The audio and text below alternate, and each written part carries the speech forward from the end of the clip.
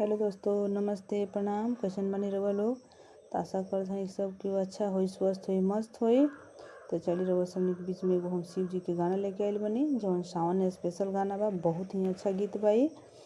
तो सुनी लोगिन, अपन प्यार दुआ आशीर्वाद देहल मत भुलाएम लोगिन, और कमेंट बॉक्स में जरूर बताएम लोगिन कि ई गीत रहुआ लोगिन के कैसन लागल। अच्छा लगी तो गाएम लोगिन। बहुत अच्छा गीत बा। तो चली रहुआ सबने के बीच में हम शिव जी के गीत लेके आ गइल बानी। बेल के पतैया में कवन गुण हो, मोरे भोला के भावे। बेल के पतैया में कवन गुण हो, मोरे भोला के भावे। कोठाया टारी शिव के मन ही ना भावे। कोठाया टारी शिव के मन ही ना भावे। टूटही मड़ैया में कवन गुण हो, मोरे भोला के भावे। टूटही मड़ैया में कवन गुण हो, मोरे भोला के भावे। बेल के पतैया में कवन गुण हो, मोरे भोला के भावे।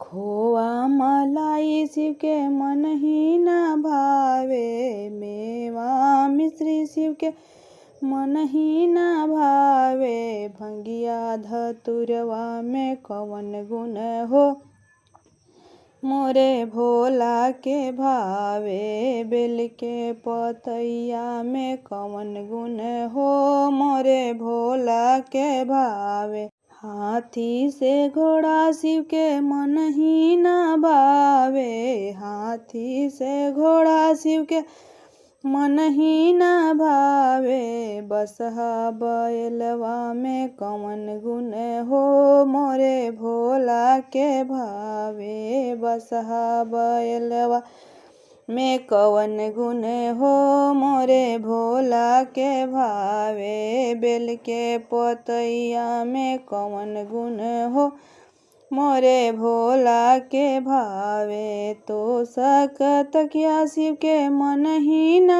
भावे। तो सकतकिया शिव के मन ही ना भावे। मिर्गा के छाला में कवन गुण हो, मोरे भोला के भावे। मिर्गा के छाला में कवन गुण हो, मोरे भोला के भावे। बेल के पतैया में कवन गुण हो, मोरे भोला के भावे। बेल के पतैया में कवन गुण